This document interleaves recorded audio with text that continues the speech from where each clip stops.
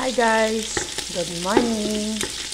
Ayan, nandito po tayo ngayon sa ating kusina para tayo ay magluto ng ating unang recipe ngayong araw.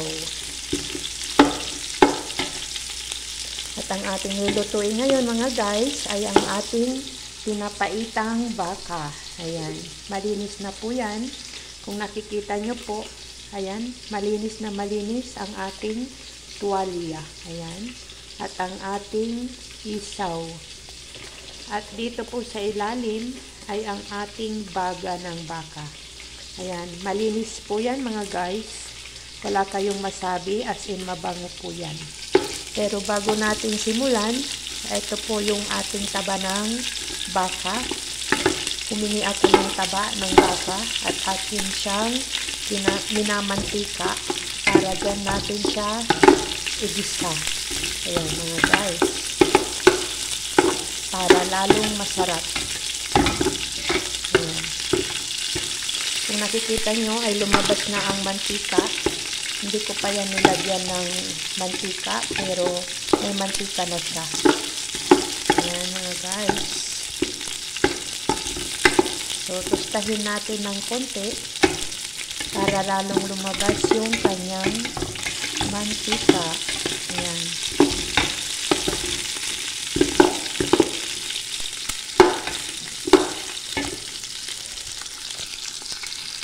Ngayon mga guys, mayroon tayong maraming bawang dito. Ayan. At maraming sibuyas at may tanglad. Yan po yung ating pampabango ng ating lutong pinapaitan. Ayan. So, ilalagay na natin po yan lahat. Ayan, mga guys. Bahala na silang maghalo dyan. Ayan.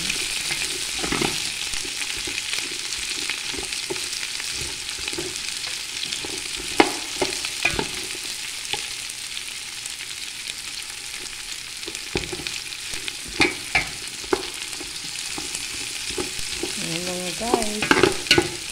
Ang bango na.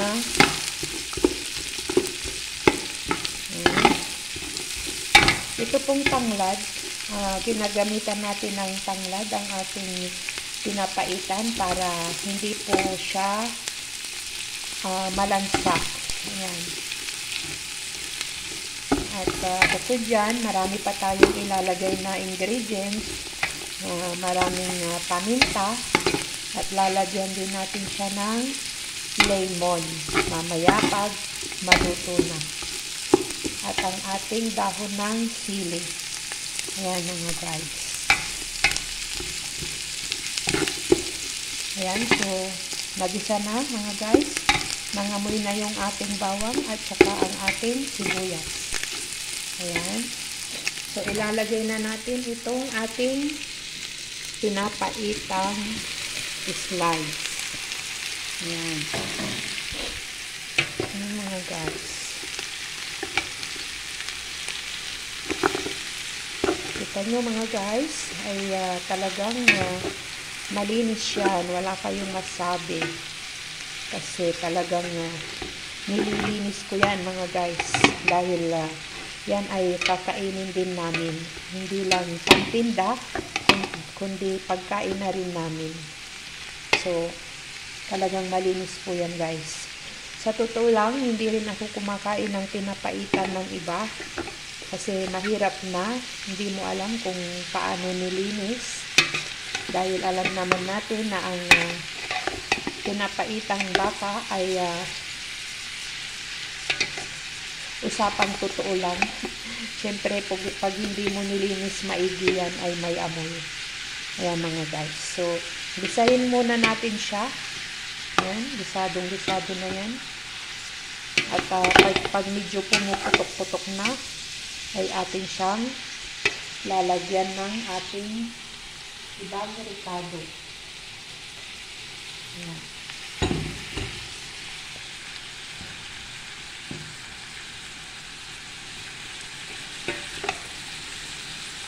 Ayan guys.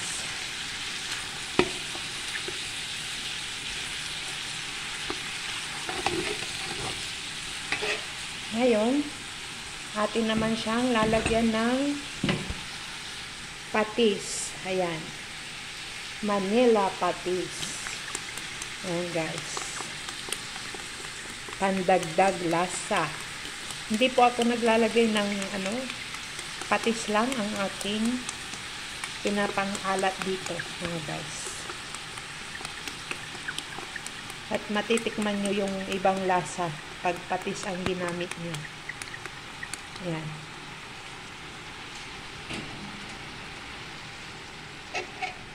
At atin uli siyang hahaluin.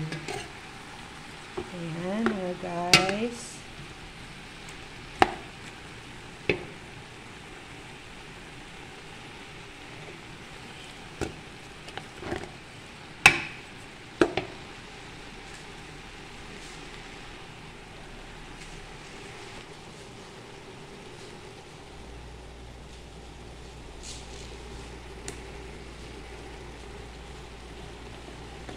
Ang hirap ng nagbibideo ka at nagluluto ka.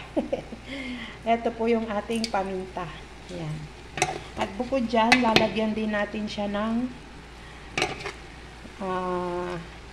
pinitpit na paminta.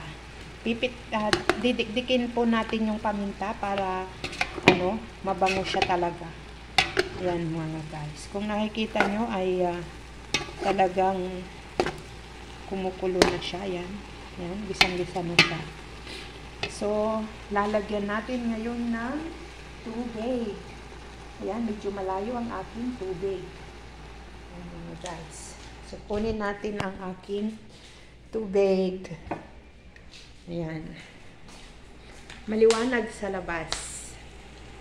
Ito guys. Lalagyan natin siya ng tubig. Ayan, hanggang siya'y lumambot at maluto na. Ayan, guys.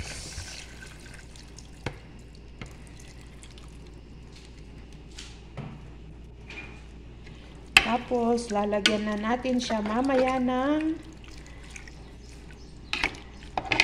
dahon ng sibuyas at ang dahon ng sibuyas, paminta, ayan, lemon, at ang suka. Ayan mga guys. So, eto ang ating pinapaitang baka. Ayan. So, takpan natin siya mga guys hanggang siya ay maluto. Ayan. Mamaya, ipiplex ko sa inyo kung luto na siya. Ayan mga guys. Ayan. Tatakpan na natin.